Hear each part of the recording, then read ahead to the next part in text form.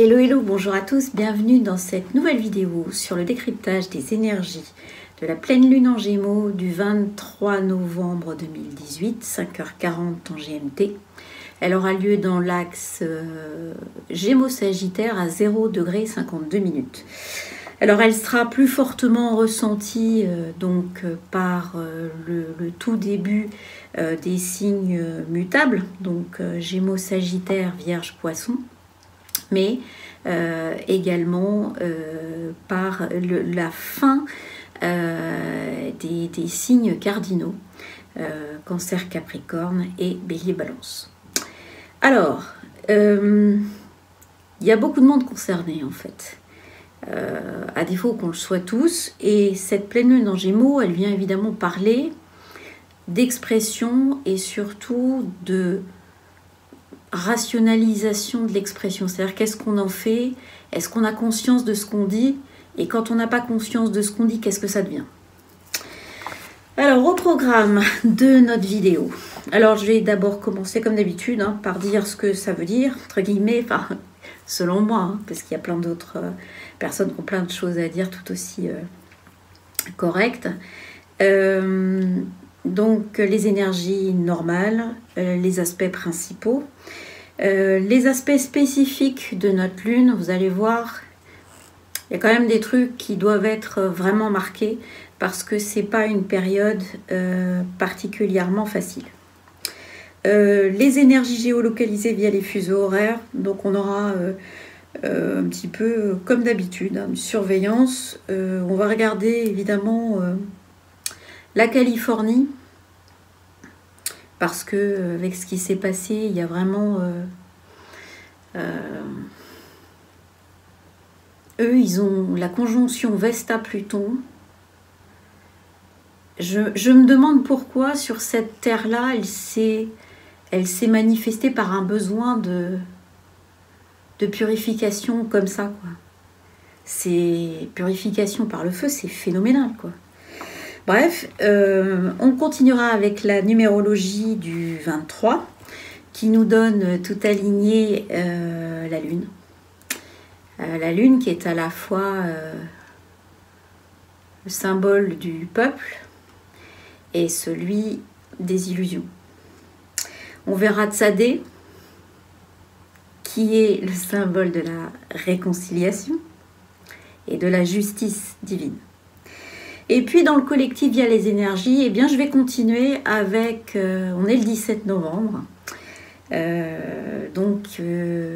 pour moi c'est aussi une façon de pouvoir continuer à vous expliquer ce qui selon moi est la matérialisation de notre co-création via certaines énergies, puisque évidemment les énergies on les a tous déjà vécus.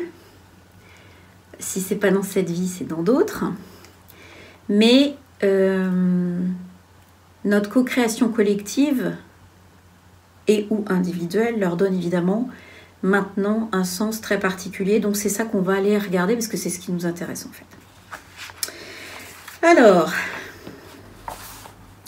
cette pleine lune en Gémeaux. Alors une pleine lune en Gémeaux, ça parle finalement de toutes les bases du Gémeaux, de la parole, de l'expression, de l'optimisme, de la légèreté.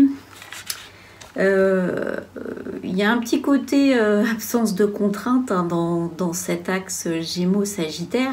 On n'aime pas, on n'aime pas être contrarié, on n'aime pas les contraintes, on n'aime pas les restrictions. Or là, on tombe dans une période où l'État va jouer plein pot contre tout ça. Donc, lui, le Sagittaire, évidemment, il n'aime pas qu'on lui barre la route. Le soleil étant en Sagittaire, évidemment, quand ça vibre mal, ça devient... le soleil Sagittaire va devenir opportuniste, il n'y a pas de limite, beaucoup d'impatience et peu de diplomatie. Alors là, j'ai fait le portrait de personne, vous le reconnaîtrez. Notre président est donc Sagittaire, ascendant Capricorne. ce qui va se passer dans les 2 prochaines années, donc le regarde plein pot. Donc on est rentré dans le dur, hein. Mercure est rétrograde en Sagittaire, donc on va voir. Donc on va commencer, ça va commencer à être pour lui un passage dans le grand bain, on va dire. Hein. Donc cette pleine lune en Gémeaux, elle nous parle de relationnel, elle nous parle d'améliorer le relationnel. Bizarrement, c'est de ça dont on parle. Il n'a pas réussi à réconcilier la base, nous, avec le sommet, lui. Bah oui, mais quand on part comme ça, on ne peut pas. Donc, cette histoire de relationnel, il faut le vouloir. Donc, il y a une histoire de volonté aussi. Bon. Ce côté lune en Gémeaux donne un côté parfois, je dirais, c'est très, très tourné sur la légèreté, c'est très tourné sur la parole, les transports. Gémeaux, c'est les transports, les écrits, la littérature.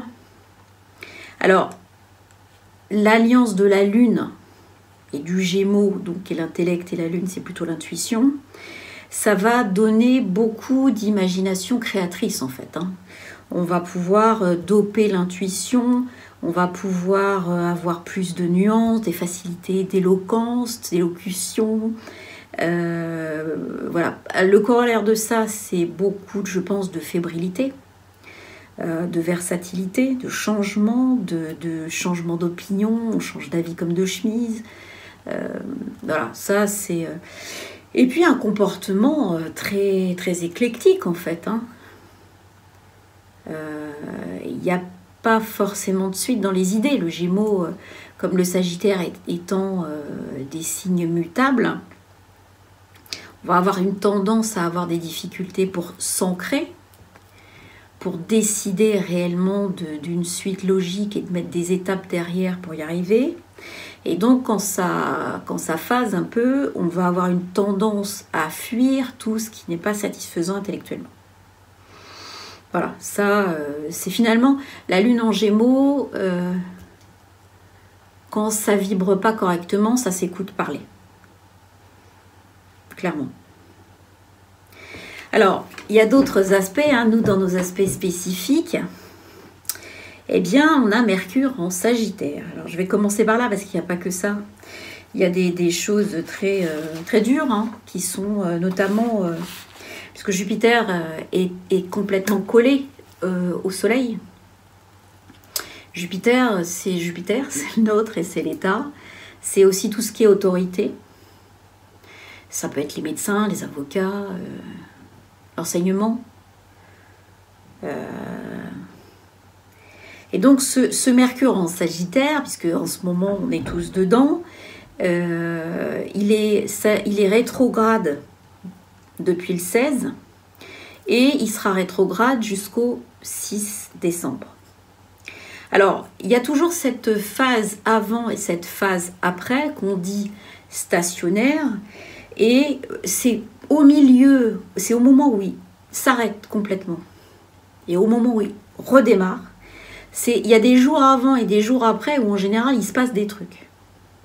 Alors, je vous dis pas que pendant il se passe rien, parce qu'un Mercure rétrograde, l'informatique, c'est mort, les téléphones, c'est mort, les transports, on peut avoir des tas de problèmes, les bouchons, les pannes en tout genre, d'électroménager, d'électronique, les avions, les trains. Donc on a alors il est d'autant plus carabiné ce Mercure en Sagittaire que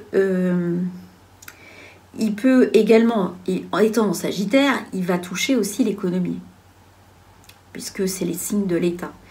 Le Sagittaire est un signe extraordinaire d'expansion, d'optimisme, d'expansion. Ce qui fait que finalement, avec un Mercure rétrograde, on va peu aller dans le mur sans même le voir.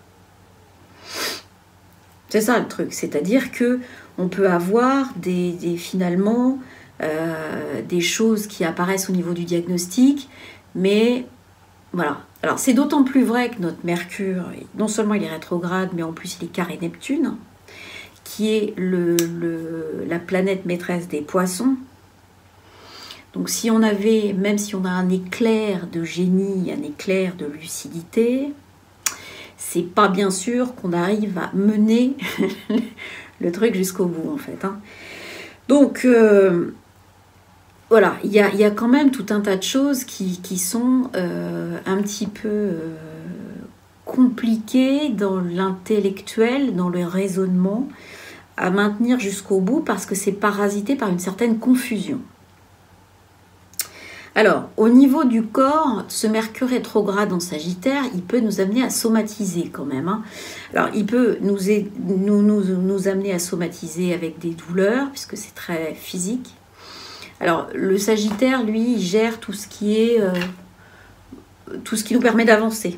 Donc, les jambes, les cuisses, les hanches, le bassin. Alors, il a aussi une très vive facilité à s'occuper du foie. Donc, c'est pour ça qu'il a aussi un lien avec le réseau sanguin, les veines, les artères. Et donc, Mercure rétro carré Neptune. Pourquoi j'en parle en premier? Parce que pour moi, ça peut être des erreurs de diagnostic. Ça peut être des erreurs aussi médicamenteuses. Donc faites bien attention, ne vous trompez pas de je sais pas quoi, de boîte, de machin, de trucs. Le médecin, regardez ce qu'il écrit, si ça vous semble bizarre, réfléchissez, allez voir quelqu'un d'autre. Il y a quelque chose qui vraiment amène de la confusion et incite à l'action jusqu'au bout sans aucune intervention intellectuelle. C'est-à-dire il n'y a rien qui va à un moment donné intervenir et dire hop, stop. D'accord? Donc on peut avoir des erreurs. Donc il faut vraiment faire très attention. Pendant ce temps-là, autant vous le dire que comme cette inversion du dynamisme mercurien dans le signe du Sagittaire est stoppée net, puisque hop, c'est retourné vers l'intérieur. Donc, tout ce qui est, je dirais, tout ce qui est signature de contrat ou signature des choses écrites, attention. On fait attention à ne pas signer trop de choses en ce moment qui nous engagent. Voilà. D'accord? Autre dernière chose, Mercure, c'est le transport. Avec le Sagittaire, c'est l'État. Et carré Neptune, c'est le pétrole. Donc comme ça, on est bien là où on doit être. On est dans quelque chose qui effectivement... le Neptune, lui, carré à Mercure, il nous emmène dans une situation où finalement il y a quelque chose qui est mal fagoté par l'État, qui est utilisé par l'État, qui est vendu par l'État, et il y a une incapacité intellectuelle à nous expliquer les choses, à les exprimer. Il y a, puisque c'est l'action, hein, le Sagittaire, donc là, l'État, avec ce Mercure rétrograde carré Neptune, se montre totalement inefficace à gérer quelque chose qui aurait un rapport à tout ça. D'accord ? Ça s'accompagne évidemment avec un Mercure comme ça, carré Neptune, d'un total manque de discernement. Les conséquences des actes n'apparaissent jamais clairement au moment où on commence l'action. Et donc, il y a une tendance très nettement à faire abstraction d'à peu près tout et à fuir la réalité. D'accord ? Bon. Si on regarde finalement notre lunaison, on a le Soleil donc, qui est conjoint Jupiter en Sagittaire. Donc, c'est une glorification de l'ego, quelque part. C'est quelque chose qui veut rayonner. Alors, la Lune en face, qu'est-ce qu'elle dit ? Bon, c'est du commandement, hein, attention, le Sagittaire, c'est aussi l'armée. Hein. Donc, on est en position de je commande et je rayonne, et voilà, et je suis finalement le commandant en chef, je motive les autres, mais en fait, avec le Sagittaire, je suis complètement dans l'exagération. Mon ego est sans limite.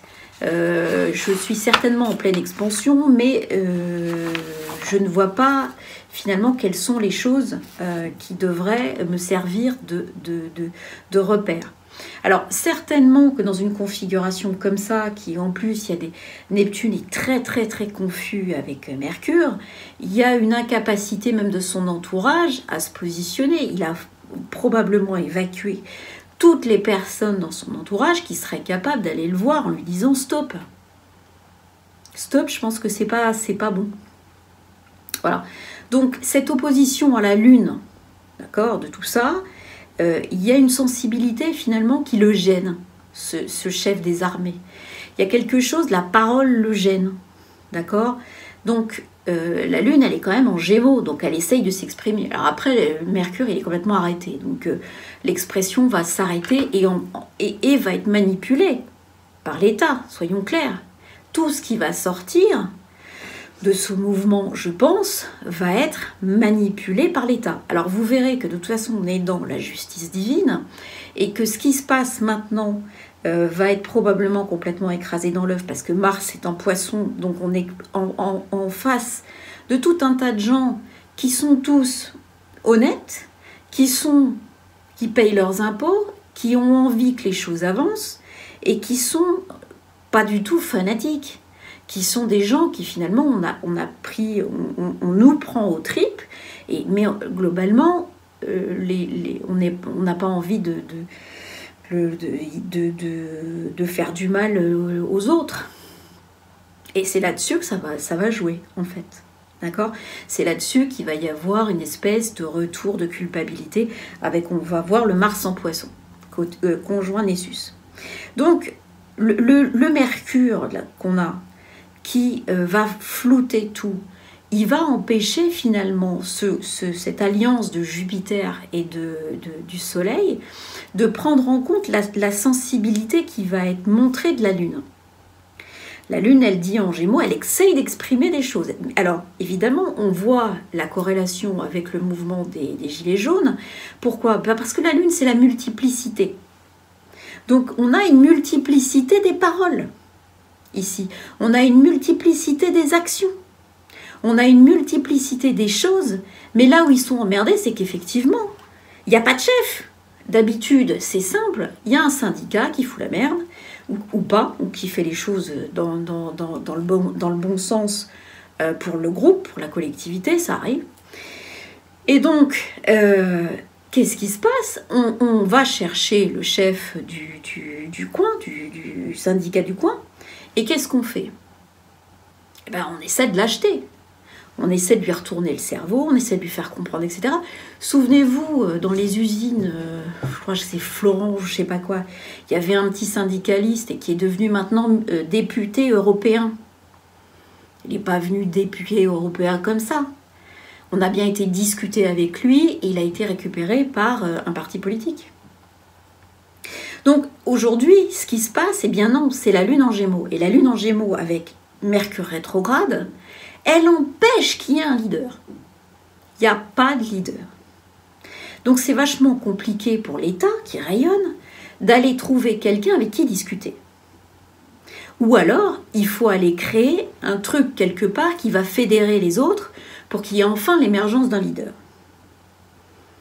Mais on a affaire à des gens qui finalement ne sont pas là pour se battre, qui sont là pour revendiquer une difficulté de vie quotidienne. Aujourd'hui, quand j'ai regardé, finalement, le peuple se dirigeait vers l'Élysée. Comme autant, c'était la même démarche. Alors on va dire que c'est une jacquerie, d'accord ? C'est la même démarche que finalement les paysans qui étaient tenus à la gorge autrefois, ils allaient devant le château du Seigneur, ou devant, en 89, c'était face à Versailles, et ils manifestaient sous les fenêtres. Là, c'est ce que voulaient faire, les Gilets jaunes. De toute façon, ici, ça ne sera pas possible, soyons clairs.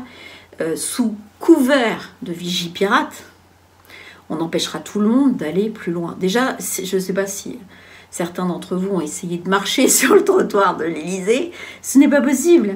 Même quand il n'y a rien, on va vous demander sans ménagement de changer de trottoir. Bon. Ceci étant dit, la Lune, donc, en face, n'est pas écoutée. Il y a ce qui va être exprimé avec Mercure rétrograde en Sagittaire ne va pas aller jusqu'à la cible. D'accord ? Les gouvernants n'ont pas la capacité, n'ont pas envie de pouvoir intégrer ça dans leur cheminement. Alors on s'en doute. Hein. Maintenant, voilà, je vous explique par quel bout on peut voir que la parole, il y a un essai de parole, il y a un essai d'expression, et que l'expression, de toute façon, elle est totalement verrouillée. Mercure étant rétrograde en Sagittaire, on est vérolé. Point. Mais c'est pas tout. Cette lunaison, donc, dans l'axe Gémeaux-Sagittaire, elle est aussi carrée à Mars conjoint Nessus en Poisson. Alors, pour ceux qui, dans leur thème, ont un joli carré Soleil-Mars, comme moi, on peut ressentir clairement ce que c'est que la défiance à l'autorité. Il y a une incapacité, et là c'est ce qui se passe en ce moment, à pouvoir aussi écouter ce qui sera dit, parce que ce n'est pas juste. D'accord ? Parce qu'il y a une action, Mars en Poisson, d'accord, qui va aller jusqu'à un certain sens, mais qui ne peut pas se défendre. Mars en Poisson ne peut pas se défendre. Il n'a pas la capacité à être violent. Vous mettez un Mars en Scorpion ou un Mars en Bélier, il va aller attaquer, ou un Mars en Sagittaire, il va aller attaquer. Avec plus ou moins de panache, mais il va y aller. Un Mars en Poisson, il va retourner ça contre lui. Il y a un problème violent, puisque Mars est carré Soleil, il y a un problème violent d'autorité. C'est l'alliance Jupiter-Soleil en Sagittaire qui ne peut pas admettre que le petit peuple cherche à exprimer quelque chose qui peut être pris en compte. Non, c'est pas possible. Donc il y a un truc épidermique. Ce qui est en train d'être fait va profondément énerver, enfin agacer, enfin vraiment, et il y a quelque chose qui est donc de l'ordre de l'abus d'autorité. D'accord ? D'abus d'autorité et même de violence, puisque Mars est conjoint Nessus en Poisson, donc il y a une histoire de trahison là-dedans.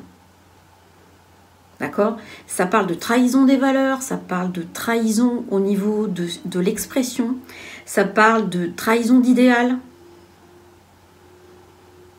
Donc il y a quelque chose qui est complètement dénaturé.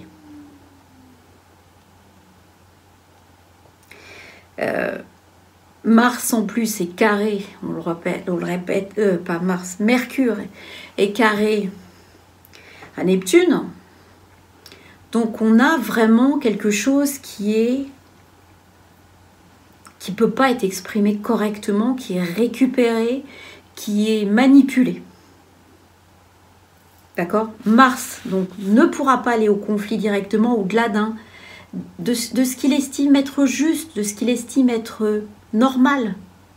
Revendiquer, oui. Casser, non. D'accord ?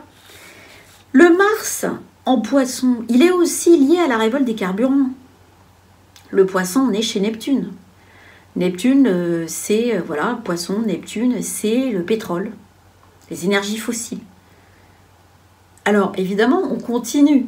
Le gouvernement explique qu'il va devoir, lui, en plus, rayer de la carte les chaudières au fioul. Alors, ce que vous pouvez faire, c'est continuer quand même avec une prime à racheter du fioul, à racheter de la chaudière au fioul. Mais ça n'empêche pas que dans 10 ans, il faudra l'enlever. ils sont complètement abrutis. C'est vraiment, ça va trop loin. Le fait aussi de vous dire que vous allez avoir des primes doublées, triplées, quadruplées, on entend n'importe quoi. Pour acheter une Zoé électrique, sans se préoccuper de savoir si la Zoé, on peut la recharger, et si ça correspond à ce que font les gens tous les jours chez eux, c'est complètement abruti. D'accord ? 200 km d'autonomie, sans chauffage, sans radio, sans rien, dans un monde où finalement les gens ont absolument besoin de leur voiture, parce qu'il n'y a qu'à l'Élysée où il y a le métro et les chauffeurs et les machins, qu'il n'y a pas besoin de voiture. On est dans un truc où finalement on revient au fait que dans l'ancienne énergie, l'ancien régime, il y avait une discordance et un éloignement entre finalement la compréhension du roi et ses sujets. Voilà. Donc ce Mars en Poisson, c'est aussi les carburants, mais il y a surtout cette violence mal vécue et cette trahison du fait que on est dans un issus qui finalement n'a pas vraiment de limite. D'accord ? Le poisson, en fait, il nous embête parce que comme le Sagittaire, qui est aussi, on est sur 2 signes mutables, hein, ils n'ont pas de limite. Donc comme ils n'ont pas de limite, les contours du truc deviennent beaucoup plus compliqués à poser. Alors, là-dessus, on a Vénus en Balance qui est opposée à Uranus qui est revenu en Bélier. Donc ici, on a aussi une énergie de rupture, de désaccords très forts qui sont poussés par des individualités. Uranus revenu en Bélier, c'est les individualités qui explosent. Et qui sont face à quoi ? Face à une espèce de diplomatie, de recherche d'harmonie pour pouvoir pas vraiment parler plus haut que l'autre. La Vénus en Balance, très lisse. D'accord ? Sauf que là, la Vénus en Balance, elle est carrée à Vesta, nœud sud, nœud nord en Capricorne. Donc il y a une espèce avec Uranus, il y a une espèce de rencontre, de sortie d'énergie karmique là-dedans, qui viennent, je dirais, nous montrer que cette diplomatie qui essaye de s'opposer finalement à l'ouverture d'individualités qui en ont mais plein les bottes du système et qui c'est une multiplicité d'individualités. C'est ça ce qui se passe avec Uranus qui revient en Bélier. Donc il y a des manipulations étatiques avec cette Vénus en Balance qui est opposée Uranus et qui vont réapparaître pour être mises en lumière, pour montrer les tentatives de manipulation. D'accord ? Le carré au nœud veut dire que pour l'instant, il n'est pas encore prévu que ce truc aboutisse. C'est là où c'est un peu chaud patate. Ça veut dire qu'on est dans une expérience et que l'expérience est toujours en cours. D'accord ? Ça veut dire que là, pour l'instant, dans les 15 prochains jours, on n'a pas prévu d'aboutir sur quelque chose qui va exploser la diplomatie. Pour l'instant, on a prévu de nous la montrer. C'est pas pareil. D'accord ? Dans les autres aspects intéressants, on a donc Pluton, toujours en Capricorne, et qui va être... lui, trigone, ou c'est quoi ? Il est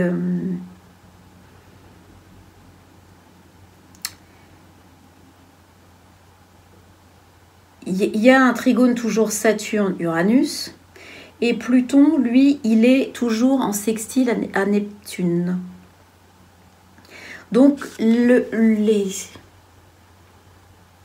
strates d'en dessous de structures sont bien enfin, il y a bien une nouvelle création possible des structures. C'est-à-dire qu'il y a une possibilité malgré tout de choix de conscience que l'État pourrait avoir et qui pourrait permettre, dans une action à long terme, d'avoir un axe, une porte de sortie. Aujourd'hui, Vesta conjointe au nœud sud, c'est la purification karmique. brut te fondrait. D'accord? C'est une espèce de pont énergétique qui amène dès que le truc noir sort, poup, ça flambe. C'est le cas de le dire, puisque c'est ce truc-là qui, en Californie, a tout cramé, quoi. Alors, c'est la conjonction démarrage Pluton-Vesta. Hein. Et donc, dans la Terre, il y avait quelque chose, une énergie karmique forte, qui a fait qu'il n'y a pas eu de débat, quoi. On a rasé le bidule. Voilà, donc ça, c'est nos énergies globales. Maintenant, les énergies par fuseau horaire. Alors, si on prend Paris, même le fait que j'en ai quand même pas mal parlé, donc la lunaison a lieu à 6h40, d'accord, le 23. L'ascendant est à 12 degrés 54 minutes du Scorpion. Donc on est d'accord, c'est la crise. C'est la recherche de vérité avec le Scorpion. On va creuser et creuser et creuser sans avoir vraiment envie de lâcher quelque chose. Donc il y a des choses qui se mettent en place pour pouvoir creuser, creuser et creuser encore. D'accord? Il y a une espèce de rage là-dedans, de colère.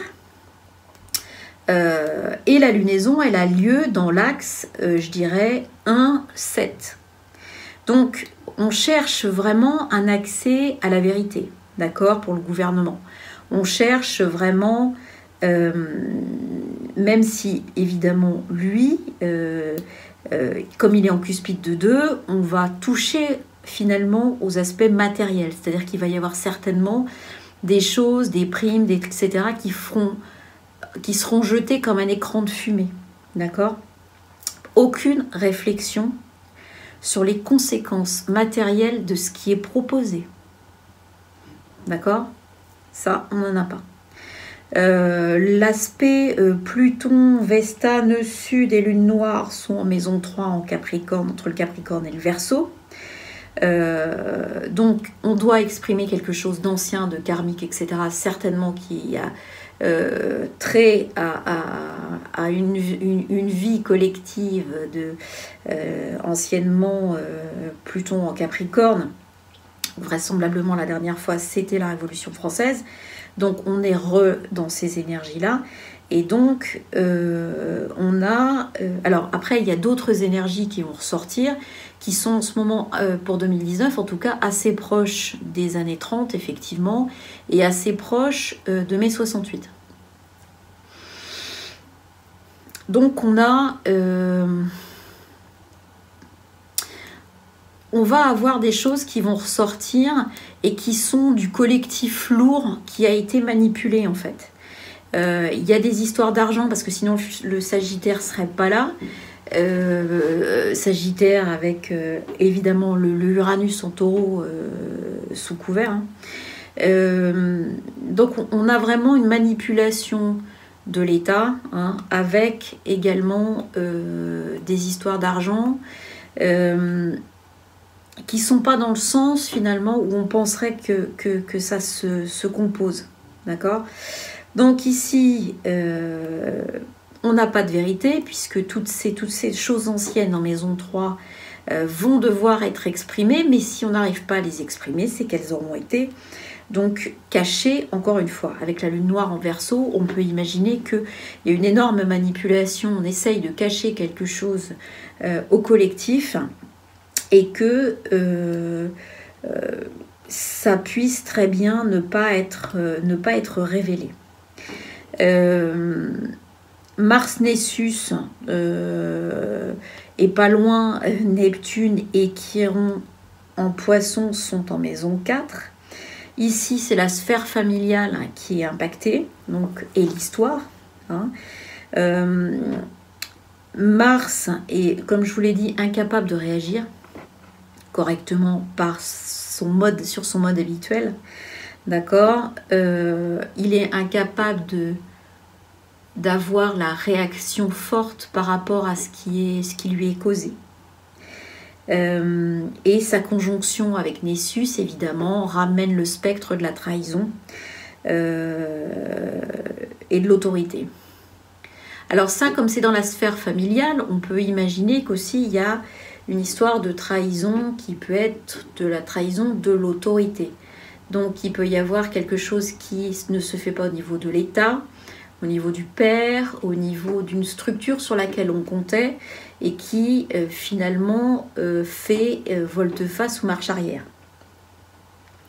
Et du coup, le Mars en Poisson, il est un petit peu diminué et il fait, comme font beaucoup de poissons, devient mutique. Le poisson et l'expression, et ben c'est pas son truc. Mars en Poisson, ça peut aussi parler d'actions dissimulées ou frauduleuses. C'est-à-dire qu'on peut avoir quelque chose qui est sur le plan individuel, par exemple au niveau d'une fratrie, au niveau d'une succession ou d'un truc comme ça, enfin une histoire familiale qui fait que finalement il y a une préférence, il y a quelque chose qui est dissimulé pour que finalement un soit favorisé au détriment des autres. D'accord ? Ou que quelqu'un dans la fratrie manipule les autres pour obtenir quelque chose pour lui. Et tout ça, ça devient un plan frauduleux. Donc il y a bien une histoire de fraude, il y a une histoire de trahison aussi quelque part au niveau familial. C'est chouette, hein ? C'est super chouette ces énergies-là. Alors, je rebascule aussi sur ce que je vous ai déjà dit. Attention, Mercure en Sagittaire, rétrograde, carré, Neptune en Poisson. Neptune est également rétrograde. Ça donne des erreurs de diagnostics médicaux. Donc, s'il vous plaît, le Sagittaire, c'est les médecins.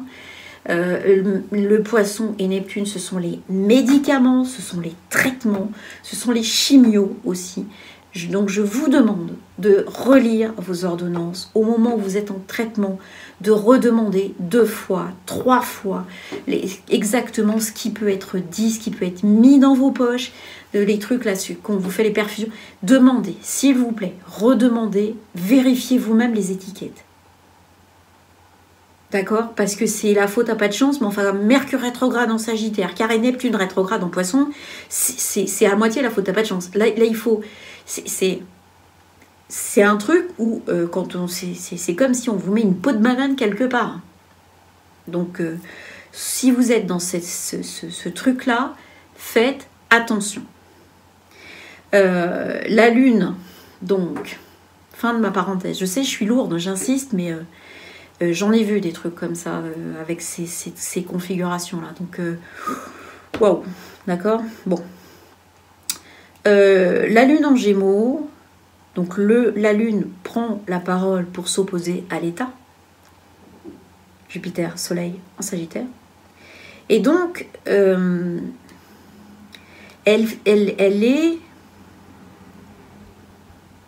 signale que face finalement au mutisme de l'État, le public, la foule, c'est la Lune, ça, la foule, prend la parole et se ligue en mode partenariat, maison 7.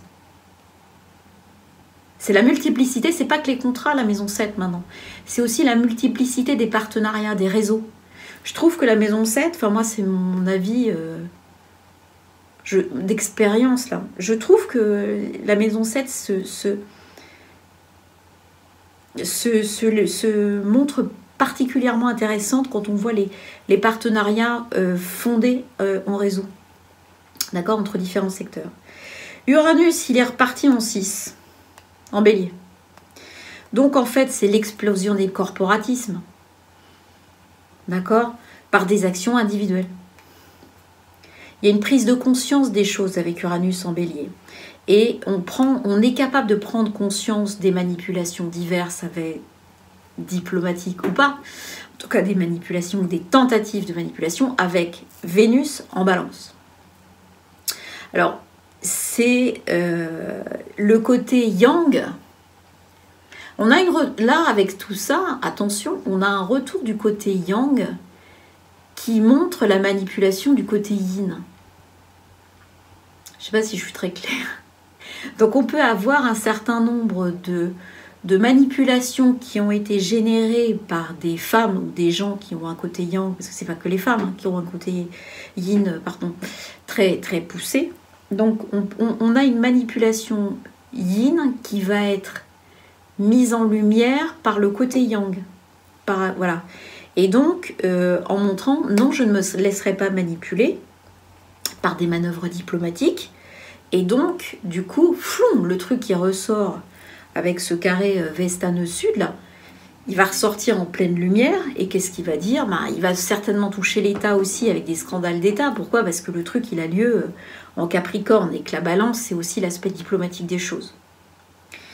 Alors, là, le Saturne en maison 2, lui, il va nous montrer l'austérité matérielle.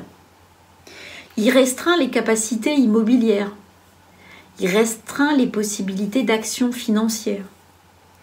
Donc, il peut y avoir une certaine austérité, une certaine difficulté de fonctionnement et surtout un durcissement, à mon avis, du pouvoir en place.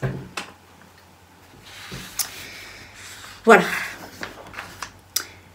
GMT-10. Donc là, on arrive à Hawaï et Tahiti. Donc du coup, comme on retire beaucoup d'air, on va aller donc avec une lunaison qui aura lieu le 22 novembre à 19h40, ascendant 20 degrés 44 en Gémeaux.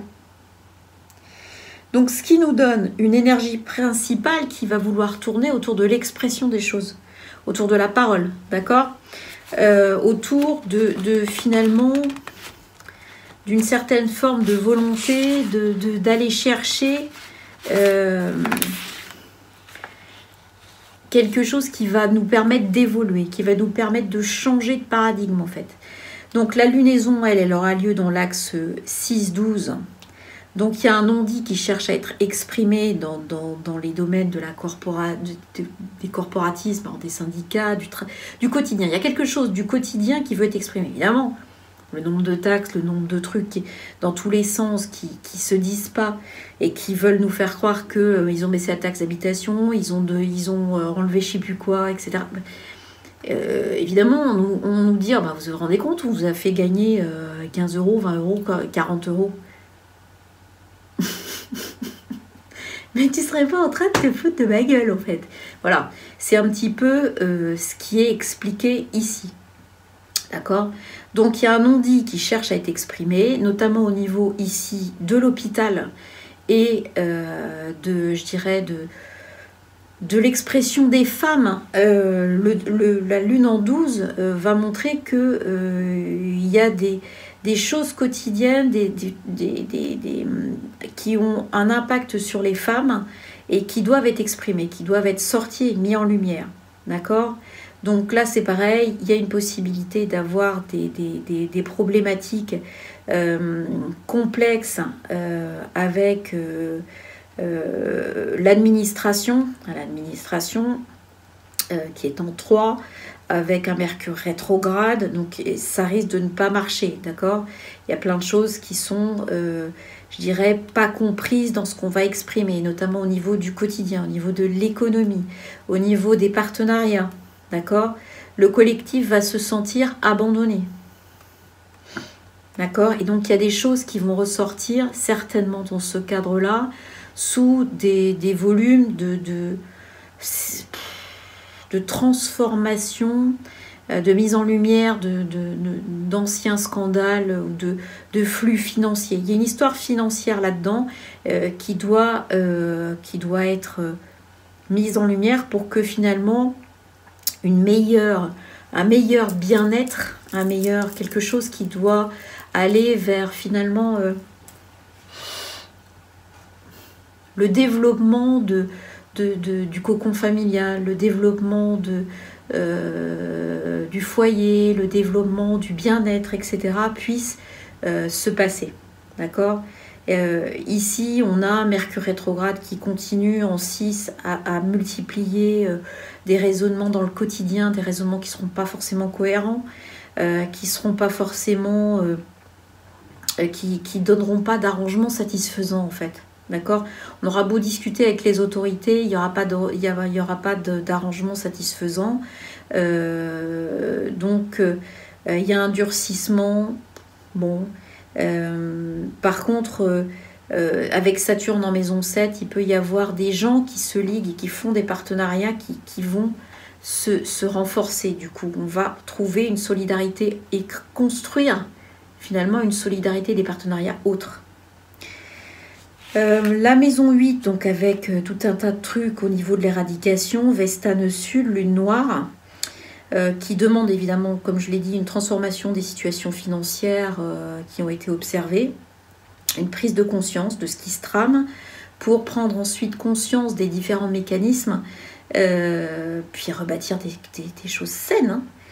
Le Chiron, ça c'est le bon truc, il est en cuspide de 10, ce qui veut dire qu'on a une opportunité de réfléchir au fonctionnement et de les guérir. Donc il est aussi trigone au nœud nord et trigone à la lunaison Jupiter-Soleil sextile à la Lune. Ce qui veut donc dire qu'il y a une optique, si le truc est pris par le bon bout, il peut y avoir une possibilité de guérir tout ce qui est de l'ordre des problèmes matériels. D'accord? En transformant les structures et surtout en transformant notre mode de réfléchir la matérialité, notre mode de réfléchir finalement la maison, notre quotidien, notre façon de fonctionner tous les jours. Voilà. Là, il y a une possibilité, d'abord individuelle puis collective, d'avancer sur ce point. Alors, GMT-7. GMT-7, on est sur la Californie, Yellowstone, Los Angeles, etc. Et là, donc 22 novembre, 22h40, ascendant 19 degrés, 28 Lion.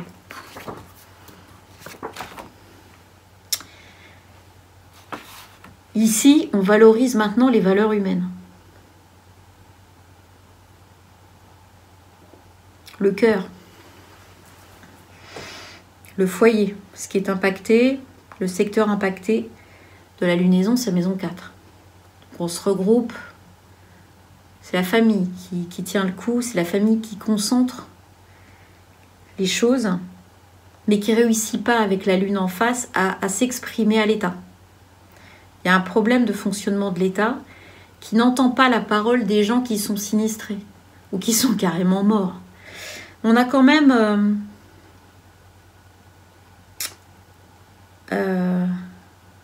71 morts et plus de 1000 disparus.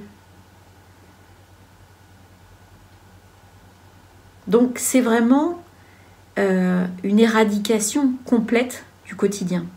Ici on voit ce que l'alliance Nœud-Sud-Vesta avec Lune Noire dans le même créneau a donné comme énergie. La co-création de cette énergie plus, cette énergie plus la co-création des habitants a entraîné une volonté de purification totale. Il y a un truc hallucinant là-dedans quand même. Il y a une telle noirceur. Alors je veux bien croire que la Californie et toute cette zone-là soit vraiment profondément touchée par des axes très noirs. Et donc là, ce secteur-là a été complètement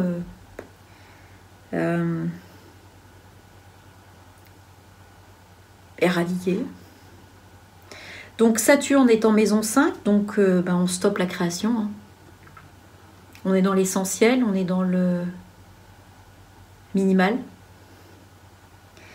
C'est même plus concentré sur l'essentiel, c'est juste un mode survie. Et pas de joyeuseté, hein, rien. Là, la joie de vivre, elle n'est pas là. La maison 8,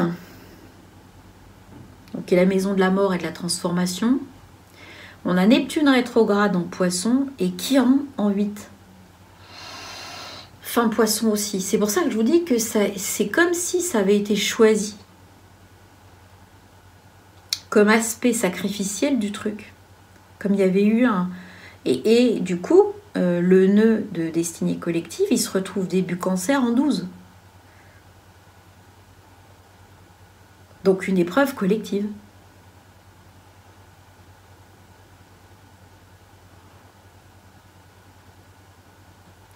Il y a quand même quelque chose de très...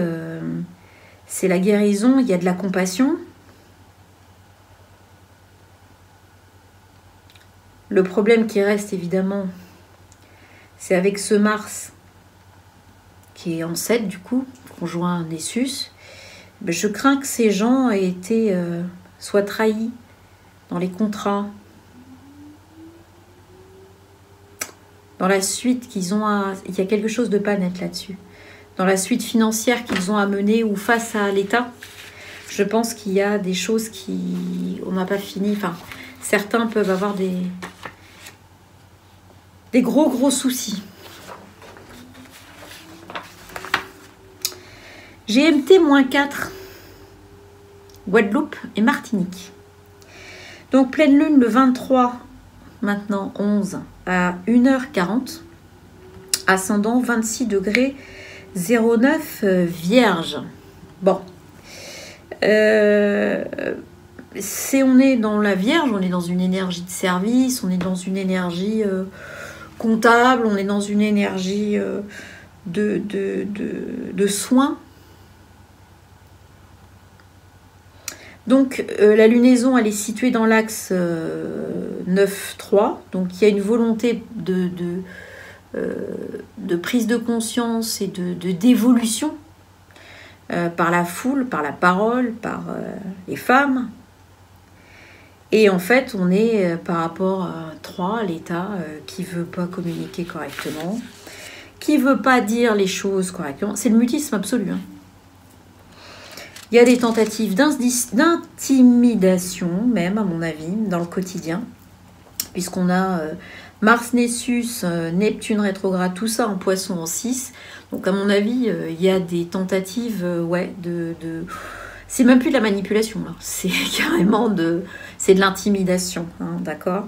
Donc le pétrole continue, les taxes et la confusion continue à être permanente, d'accord. Donc on ne sort pas de cette atmosphère de confusion.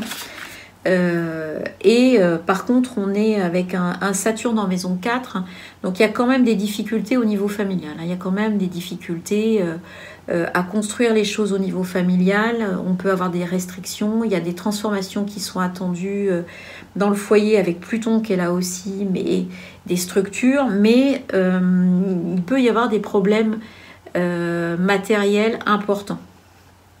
D'accord ?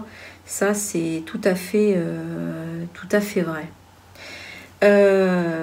Donc, je passe directement, sans transition, à GMT+4, à La Réunion. La Réunion, donc on est sur une pleine lune à 9h40 en heure locale. Donc il sera à 28 degrés 39 minutes Capricorne. Et là, on arrive sur un truc sur un aspect qui m'embête un peu. On arrive donc sur cet ascendant qui est situé pile poil sur la conjonction nœud sud-Vesta. Donc qui va être carré Vénus en balance, carré Uranus, opposé nœud nord. Donc là, c'est le fuseau horaire en entier qui souhaite finir d'évacuer finalement tous ces vieux démons et se débarrasser de l'effet karmique définitivement qui est surtout ressenti dans la Terre.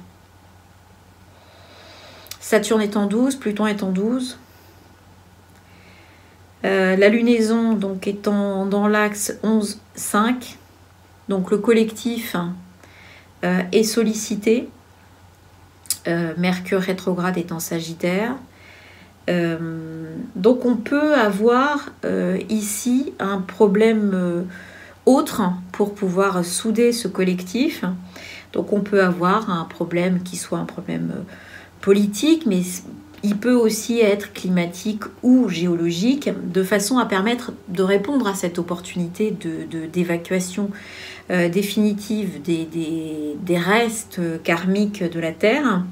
Et donc le collectif évidemment sera mis en avant pour pouvoir se solidariser, prendre le dessus et terminer ce travail qui est demandé. Uranus donc est en maison 4 et donc nous donne l'information qu'il y a une espèce d'explosion de la sécurité intérieure. Donc sécurité au niveau du foyer individuel, mais pas que. Au niveau de notre sécurité intérieure, au niveau de la sécurité intérieure de l'île, etc., etc. Et donc ça brise les harmonies en fait. Ça brise les schémas qui étaient actifs. Donc il y a quelque chose qui se passe pour pouvoir remettre en cause, ou en tout cas encourager le questionnement par un événement quel qu'il soit, pour aller chercher finalement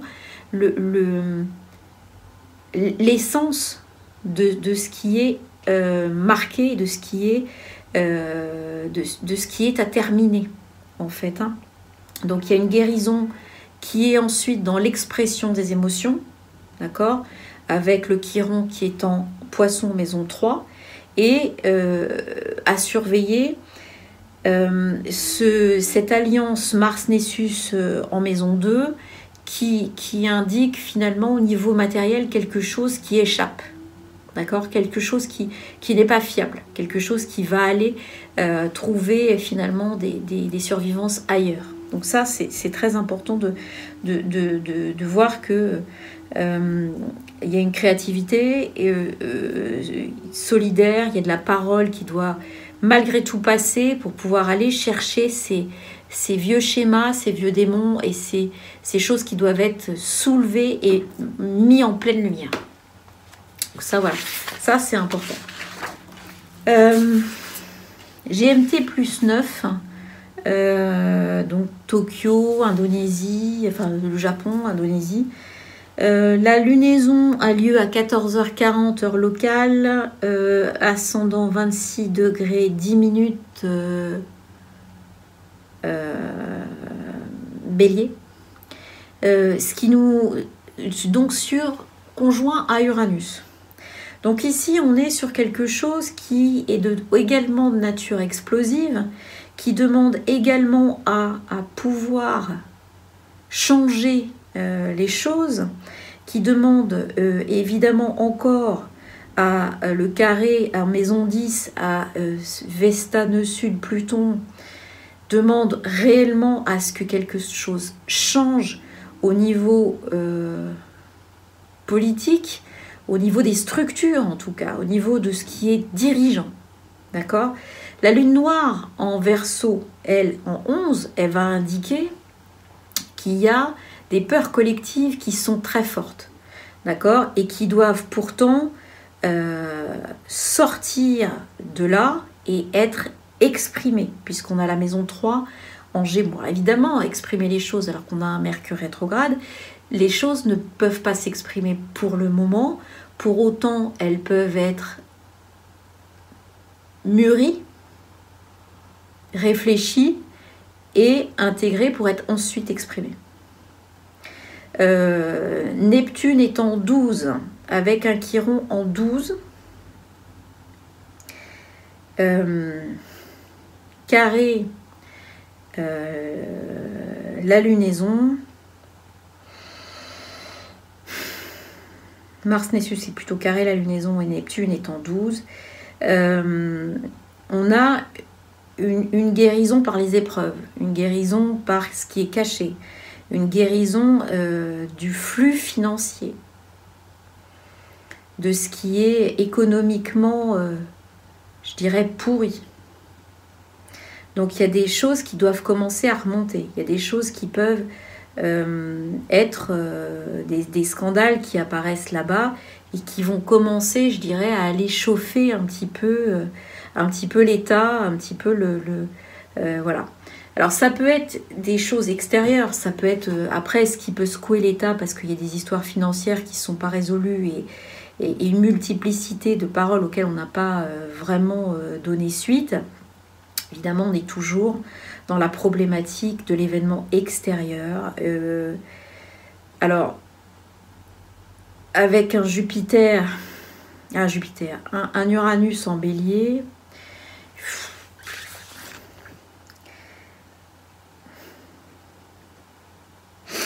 peut se méfier de tout ce qui est armement, de tout ce qui est nucléaire, etc. D'accord? Il peut y avoir des zones un petit peu fragilisées là-dedans. GMT plus 11, c'est Nouméa. Alors Nouméa, 16h40 et ascendant 9 degrés 49, Taureau. Une lunaison qui a lieu entre la maison 1 et la maison 7, donc des histoires de partenariat, des histoires, je dirais, où la multiplicité de la foule n'est pas vraiment, encore une fois, entendue. Il y a des choses qui se disent, une espèce de trahison qui est ressentie, d'accord? Mars Nessus est en maison 10, la lune noire est pile poil sur la cuspide de 10 en Verseau. Donc on a vraiment la possibilité de ressentir ce qui s'est passé au niveau de l'indépendance, au niveau des élections, etc. Il y a une guérison collective quand même. On ressent mal les choses qui ont été exprimées parce que je pense qu'à présent, il y a des choses de l'ordre du sort, on dirait du Mercure est en 8, rétrograde. Je pense que c'est comme s'il y avait une espèce de règlement de compte. Je ne sais pas s'il y en a qui sont là-bas et qui m'écoutent, mais ça m'intéresserait d'avoir un avis parce que c'est comme s'il y avait des règlements de compte, alors qui peuvent être écrits, qui peuvent être oraux, sur des gens qui auraient voulu être pro-indépendance et qui aujourd'hui en subiraient les frais. Et donc, une espèce de confusion au niveau du collectif, du coup, mais également une possibilité surtout de guérison en se remettant dans des valeurs finalement qui transcendent un petit peu tous ces luttes intestines qui ne servent que les intérêts de certains. Et en faisant passer finalement le vrai collectif de la base, qui n'a pas réellement de mode pyramidal, mais qui on entre. Et c'est ça qu'on voit, c'est qu'à un moment donné, je vous avais dit, on rentre dans un domaine où finalement maintenant, on va chercher quelque chose qui n'est plus du domaine du mode pyramidal, mais du mode transversal. Et c'est ce qui se passe dans cette révolte des Gilets jaunes et c'est ce qui peut se passer aussi à Nouméa. C'est-à-dire c'est une mobilisation transversale, donc un apport de chacun dans la dynamique globale, mais qui n'est pas assorti finalement d'une prise de pouvoir. Il n'y a pas de chef. Alors, dans un mode pyramidal, c'est emmerdant en fait. Mais pas du tout dans un mode, dans le nouveau mode entre guillemets, qui est un mode transversal où simplement c'est la multitude et le respect de tous qui va permettre finalement d'aller chercher des droits nouveaux et d'aller chercher le respect de ce mode pyramidal qui finalement ne convient pas et doit retourner d'où il vient surtout maintenant. Hein. Donc voilà. Voilà pour Nouméa. Au niveau de la numérologie, alors au niveau de la numérologie, on est le 23/11/2018. Donc mon calcul est fait selon les éléments suivants. 2 plus 3 plus 1 plus 1 plus 2 plus 1 plus 8. D'accord? Donc on obtient 18. Ce 18, c'est la Lune.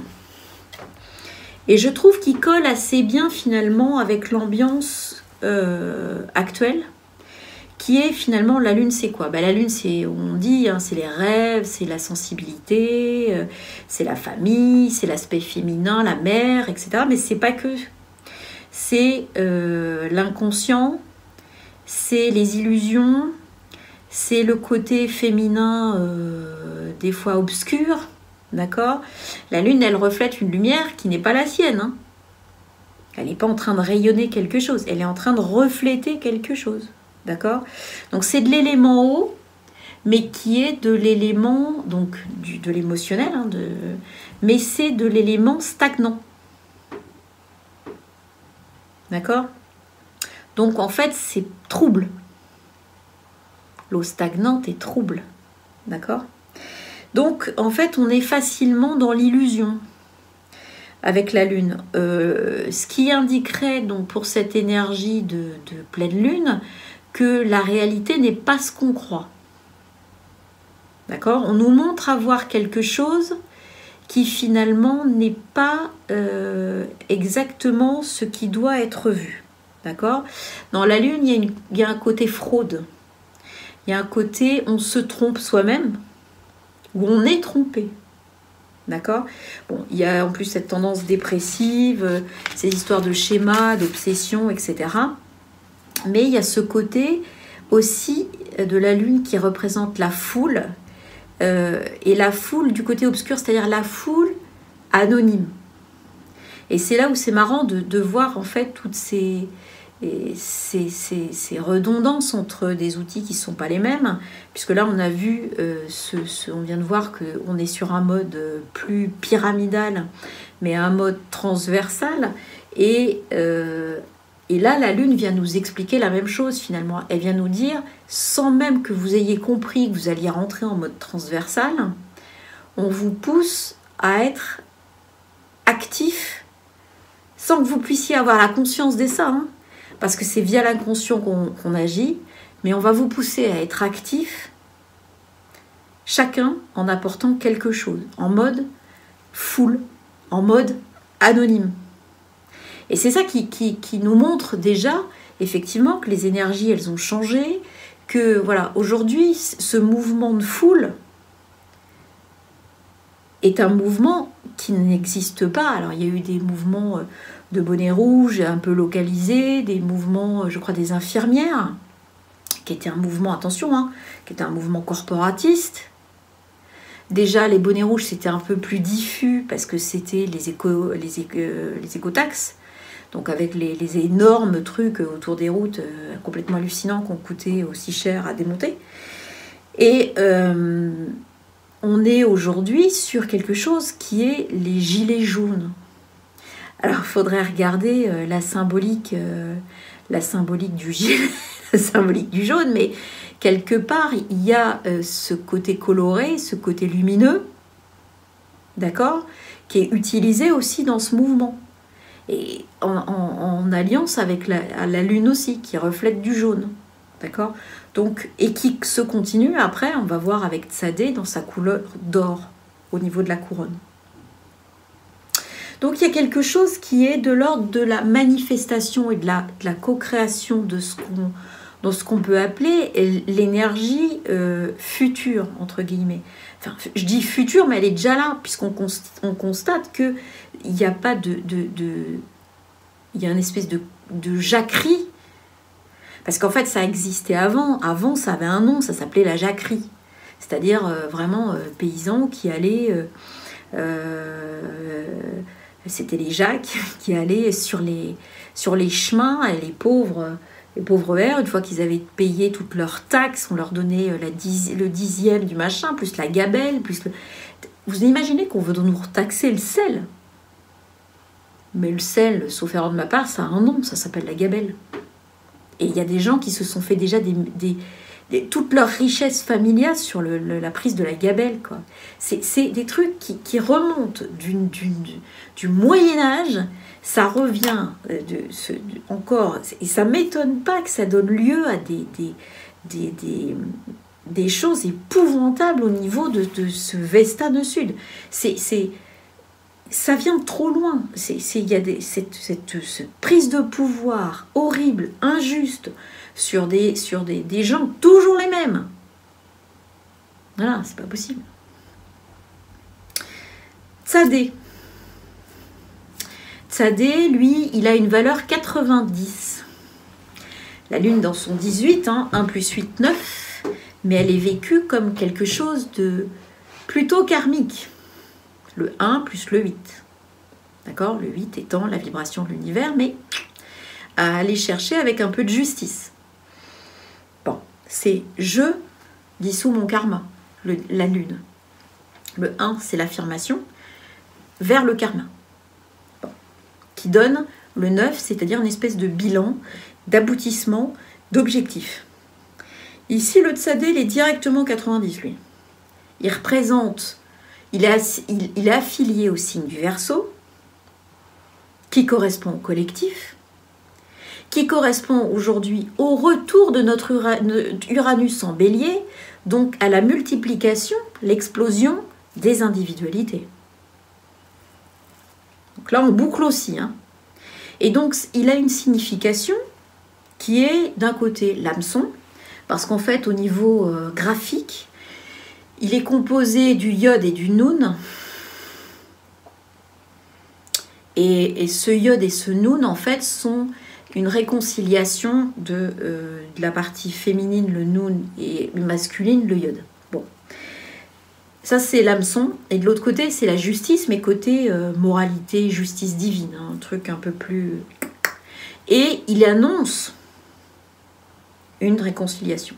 Il demande d'aller voir derrière, finalement, des choses qui pourraient être prises dans la justice des hommes ou dans la justice du quotidien comme injustes, comme très injustes, et voir au niveau spirituel quelle pourrait en être l'utilité par la justice divine. Bref, tout ça pourquoi faire? C'est pour réconcilier les opposés. D'accord? Réconcilier les opposés comme on réconcilie les polarités, noun et iode. Puisque dans un premier temps, la lettre, elle change de graphisme. Dans un premier temps, elle a de ces deux pattes qui sont comme ça, et dans un deuxième temps, elle ramène ses pattes comme ça, avec la couronne royale de la réconciliation. Donc en fait, elle demande, au niveau de cette réconciliation, pour pouvoir activer cette réconciliation, l'objectif, c'est de purifier. C'est de purifier, de ne plus avoir de lien énergétique à l'ancien, au karmique, au passé, à ce qui... Vraiment, plus aucun lien. Et donc, tout ça pour, une fois la réconciliation obtenue, aller à un autre niveau d'existence. D'accord ? L'hameçon, c'est assez marrant parce que, bon, lui, il récupère la réconciliation finalement du masculin et du féminin. Mais quelque part, la signification de l'hameçon dans ces lettres hébraïques, la forme, c'est d'arriver à duper le poisson, en fait. C'est d'arriver à faire croire au poisson qu'on pêche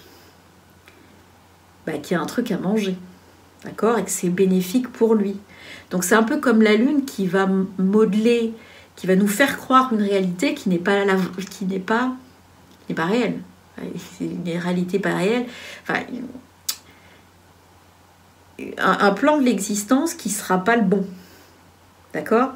Et donc, en fait, on nous dit bien, la tradition de la Kabbale explique que, finalement, donc, dans cette réconciliation des contraires, au final, le Léviathan sera le repas des justes, au temps messianique. D'accord ? Sauf que, le Léviathan, donc je vous rappelle, oui, c'est un monstre marin, je vous mets l'illustration de Gustave Doré. C'est un monstre marin qui a plusieurs têtes, qui a pu être représenté soit sous forme de crocodile, de dragon, de serpent, enfin de trucs tout à fait intéressants et qui correspond finalement dans les livres antiques aux animaux qui s'étaient révoltés contre le Créateur. Et donc, en fait, et que le Créateur voulait éliminer. On va le dire ça gentiment. Donc, qu'est-ce que ça veut dire ? Ça nous renvoie à des trucs très basiques, hein, qui est l'annonce d'une période de lutte entre le bien et le mal. D'accord ? Le Léviathan, lui, c'était... attention, hein, quand je dis des animaux révoltés et que le Créateur voulait éliminer, c'était des animaux qui étaient capables de modifier le cours des choses, qui étaient capables de modifier la planète, qui étaient capables de mettre tout en péril. Et d'ailleurs, le Léviathan, c'est un des principaux démons de l'enfer. D'accord?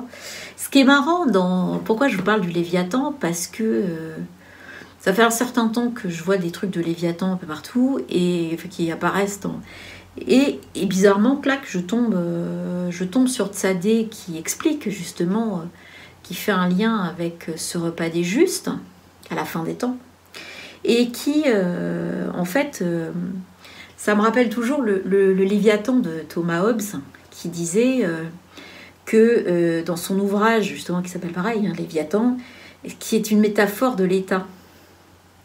Et qui, c'est un philosophe, hein, Hobbes, et il explique que finalement, l'État est multiforme et qu'il bouffe tout le monde, tout et tout le monde, sans distinction.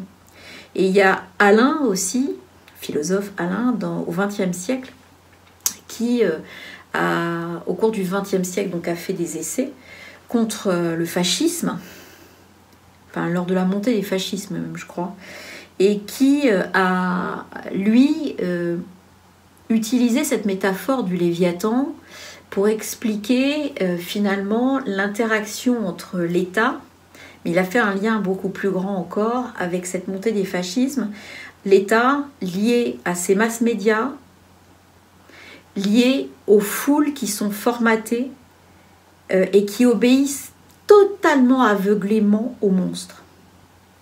Et j'ai trouvé qu'effectivement, on était rebasculé dans ces énergies-là, qu'on était retourné dans ces métaphores et qu'en fait, on peut recommencer à lire Hobbes ou Alain ou d'autres. Hein, il y a des Anglais aussi qui ont écrit. Parce que je pense qu'on est rebasculé dans un type d'énergie qui finalement nous impacte énormément au niveau de l'État et nous montre qu'il y a bien cette énergie-là qui appartient également à une énergie ancienne et karmique. Voilà. Alors maintenant, comment vous dire? J'ai pris quelques actualités pour vous montrer comment les énergies se manifestent et comment nous, avec nos intentions, nous appliquons une co-création particulière sur ces énergies. Donc, la manifestation sur ces énergies, elle dépend aussi beaucoup de nous, de la fréquence que nous maintenons, de nos positions, à partir d'un certain temps, de nos consciences des choses. D'accord? Les gilets jaunes, donc je prêche pour ma paroisse, hein, pour l'instant, entre guillemets. Les gilets jaunes. Donc, on est sur quelque chose qui est de l'ordre de cette lunaison, d'accord? Je reprends ma carte. Cette lunaison qui est Jupiter, Soleil. Là, puis là, en plus, Emmanuel Macron, il est presque... Son nom est presque inscrit sur le machin, quoi. C'est un truc qui est incroyable. Et cette lunaison, elle est carrée, Mars en Poisson, Nessus. Il y a une trahison phénoménale là-dedans de l'État. Il y a une absence de compréhension de la parole de la foule. Voilà. Voilà ce qui est co-créé chez nous. C'est pour répondre à cette énergie-là, il y a création des gilets jaunes. C'est-à-dire que c'est vachement bien. Je m'explique. C'est-à-dire que même si il y a une injustice, comme dit Tsadé, attention, regardez bien la justice divine qui peut s'exprimer sous l'injustice. On n'écoutera pas la parole. Il y a une histoire aussi de trahison. D'accord? Il y a même des gens qui vont certainement avoir des tas de difficultés parce qu'ils vont être verbalisés, parce qu'ils vont être pris en exemple, parce qu'ils vont être pris au hasard. D'accord? Bon. Malgré tout, cette chose, elle a co-créé chez nous quoi? Elle a co-créé un mouvement qui n'est plus pyramidal.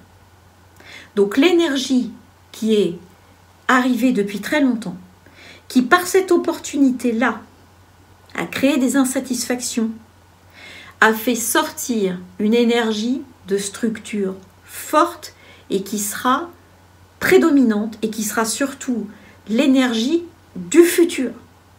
Notre société au futur doit être basée là-dessus.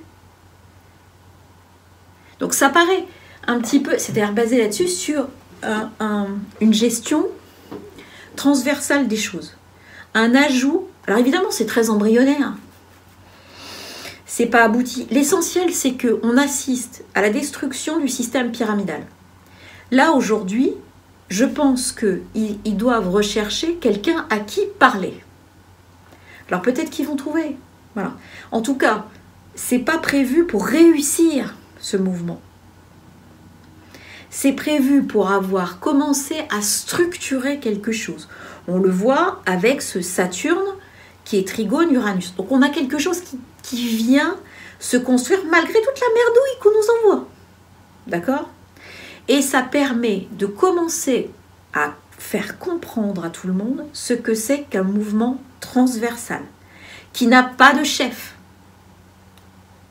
qui est simplement fédéré par quelque chose, par une énergie qui est l'énergie du pétrole, qui est l'énergie de Neptune, et dans laquelle l'inconscient a été mis, la conscience le mental a été mis off.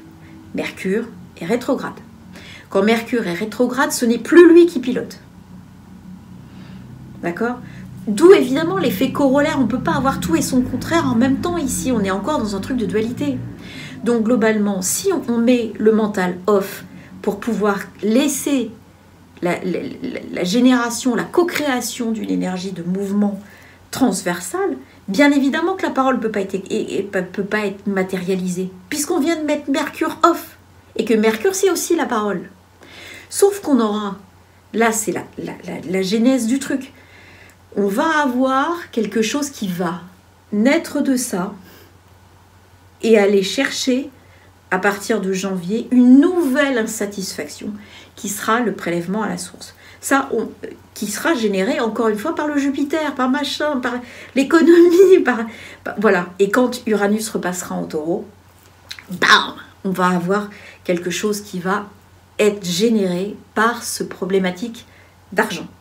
Donc, voilà, aujourd'hui, voilà ce que nous donne une énergie qui peut paraître injuste, compliquée, très décalée, parfois un peu incertaine, surréaliste et ne servant à rien, si, mais elle ne sert pas à quelque chose au sens où vous le voyez au premier niveau. Elle est venue pour simplement commencer à structurer un mouvement de fond. Et ce mouvement, c'est transversal, qui commence à attaquer le système pyramidal. Voilà ce que ça vient dire. Ok ? Deuxième sujet. La Californie avec nos 71 morts et nos 1000 disparus. Là, c'est quand même problématique parce que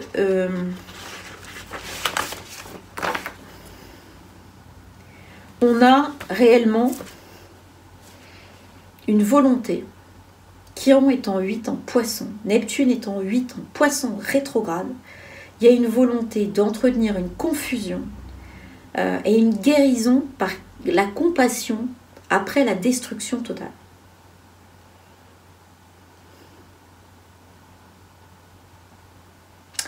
L'ascendant est en Lion, donc on garde le signe de feu. Ça nous emmène à la lunaison qui est en maison 4, etc. Donc la co-création de cet endroit-là par rapport à cette énergie-là a généré un incendie gigantesque.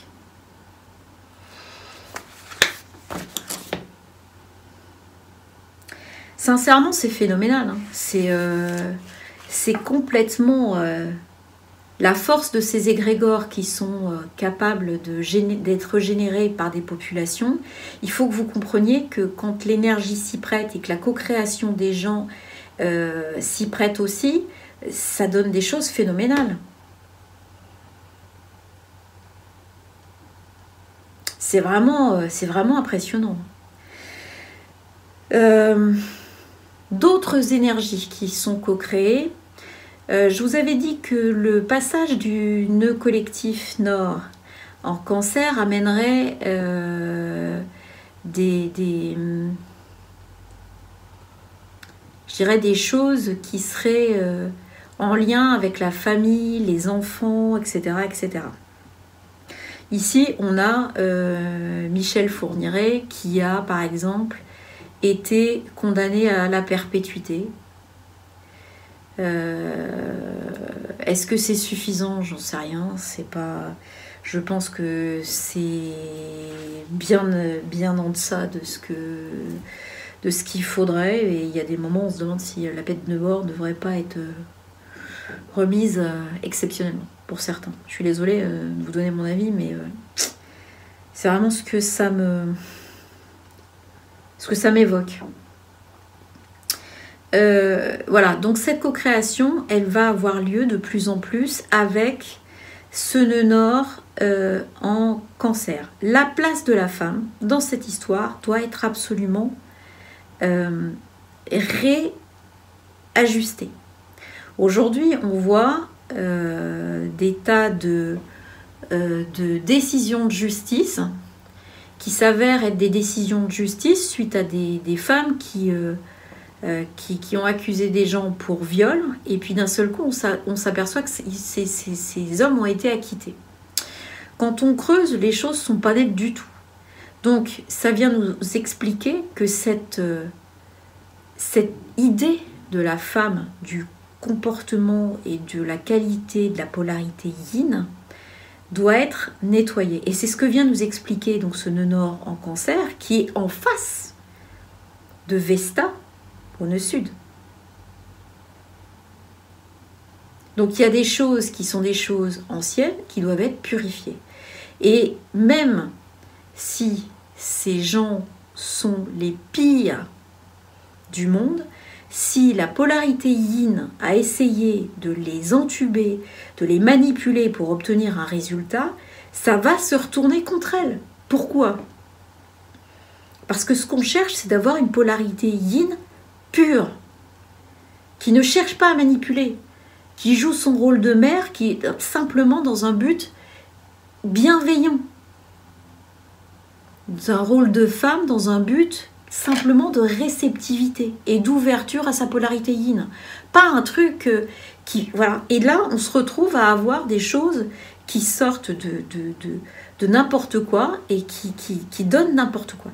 Et là où on aura encore énormément de choses, parce que là, ça vient que de passer en Cancer, on va avoir énormément de choses qui vont revenir sur le devant de la scène avec des enfants, de la maltraitance à enfants, de la maltraitance aux femmes, etc., etc. Et de la maltraitance au côté yin, d'accord, des choses. C'est-à-dire qu'il peut très bien y avoir cette problématique d'homme battu parce que c'est l'homme qui possède la polarité yin. Ça existe, ça ne doit pas être un tabou. Les gens doivent se rendre compte qu'à un moment donné, on n'a pas le droit de laisser une polarité yang tabasser une polarité yin, et que la polarité yin, elle ne doit pas se servir des capacités de manipulation noires qu'elle a pour pouvoir entuber le yang qui est droit. Point. Tant qu'on n'a pas résolu ce truc-là, on est un petit peu dans les choux. Et là, c'est ce que vient nous dire Tsadé en parlant de nos polarités yin et yang, à pouvoir réharmoniser complètement et en nous donnant cette opportunité-là avec cette énergie-là. Voilà ce que ça vient dire.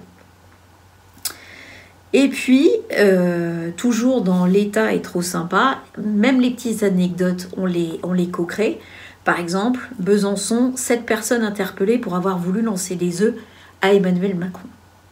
Eh bien oui, on est sur toujours cette polarité qui va aller chercher Mars en Poisson. Donc vous ne pourrez pas vous défendre, vous ne pourrez pas attaquer, etc., etc. C'est l'État qui va vous montrer la direction. Donc avec toute la panoplie des choses qui peuvent être désagréables, etc., etc. Et surtout l'utilisation tout à fait irrégulière qui en sera fait derrière. Donc, nos co-créations, les énergies sont importantes, mais il faut absolument comprendre que nos co-créations individuelles et collectives sont de plus en plus importantes.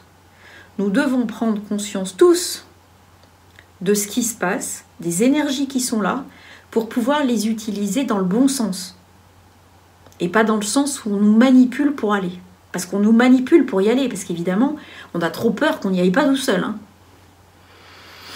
Donc c'est là qu'il faut faire très attention et être très très très très très sélectif. Voilà, et bien écoutez, j'espère que ce mouvement des gilets jaunes et autres va pouvoir créer une nouvelle brèche dans le système qui nous attend, système vertueux qui nous attend, et que c'est un pas que j'espère positif rapidement maintenant. Je vous embrasse tous, prenez bien soin de vous, restez bien en conscience de ce qui se passe, réfléchissez bien à ces histoires d'égrégores, et puis moi je vous embrasse tous très fort, et je vous dis à très bientôt pour une prochaine vidéo. Ciao ciao.